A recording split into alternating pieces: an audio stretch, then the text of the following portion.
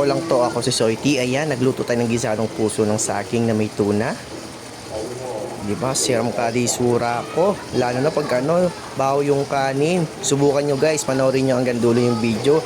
Tuturuan ko kung paano kayong makakain ng masarap na ulam. Diba, nabubulol pa. Ang ganda ng suspense dyan, oh. Ganda pa ng sounds, parang aesthetics, diba? Nakakaano ng stress. Panoorin nyo ito guys. Ayan na. Nilagay ko na yung bawang dyan. Mainit-init pa nga yung mantika dyan. Nalalaban.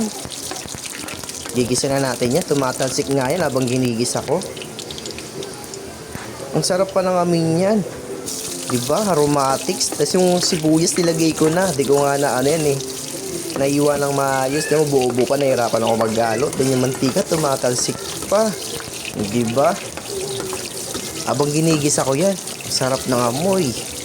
Ng aromatics. May tumutunog pa siya guys. Panoorin nyo to. Siram sana yamitik kudasay. Lalagay na natin yung kamatis. Then yung sili para may sipa ng angang yung gulay natin. Napakasimple na ng gulay guys ha. At madali lang yan. Matutunan yung recipe. Sundin nyo lang yung video at tapusin nyo hanggang dulo. And share my video guys. Ako si Soity. Please like and share and follow my account guys. Para madami pa makapanood sa FB. Ayan, habang ginigis ako yan. Napapaisip ako kung ano yung itsura ko pag nabusog ako dyan. Sarap talaga ng pag nagluluto ka. Yung mga luto ko guys, sariling luto ko lang, sariling version ko lang. Nilalagay ko na yung laurel dyan. Ayun yung nagpapa-enhance ng bango ng ating gulay. Habang nag-aano yan sa mantika, ang bango. Nilalagay na natin yung pollen. Yan, isang sachet yan. Mabisang-mabisa yan. Ano yan? Pang sharing.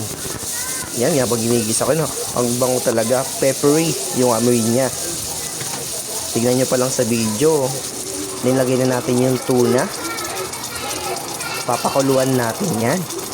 Para malasap yung lasa. Sarap talaga habang nagluluto. Busog ka pa. Diba?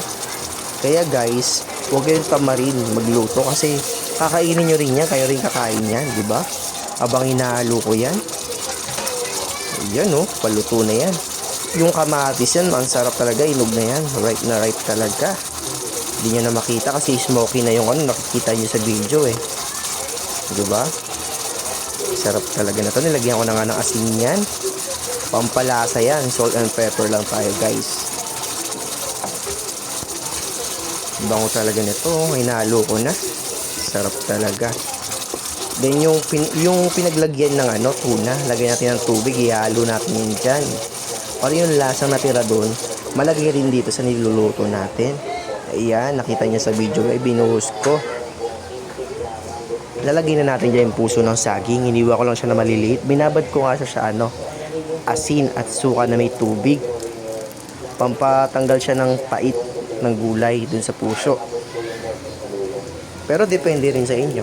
Ilagyan ko na nga ng pollen dyan, di ba? Ang bilis talaga ng video. Ayan na yung puso ng saging. Ayan Piniga ko yan guys ha. Para hindi maano yung watery. Hindi siya masabaw. Ang gusto natin goal, yung manuyo-nuyo. Yung gulay natin. Para pag nilagay natin sa kanin, napakasarap talaga. Nagugutom na ako dyan, tagal maluto. So malapit na yan. Mga lang, abutin na 10 to 15 minutes lang bago yan maluto. Kasi gulay lang yan. Ayan na guys, ang ganda talaga ng presentation ni Soity. Ayun, gusto natin goal, yung malapit ng matuyo para pag nilagay natin sa kanin, swak na swak. Yung ating FT, diba? Siramsa na. Nag-aalok na ako, diba? Ayan na sa screen. Ang bango talaga nito, paluto na yan. Diba? So hanggang dito lang aking video. Bye bye. Yamatik kudasay mga amiga.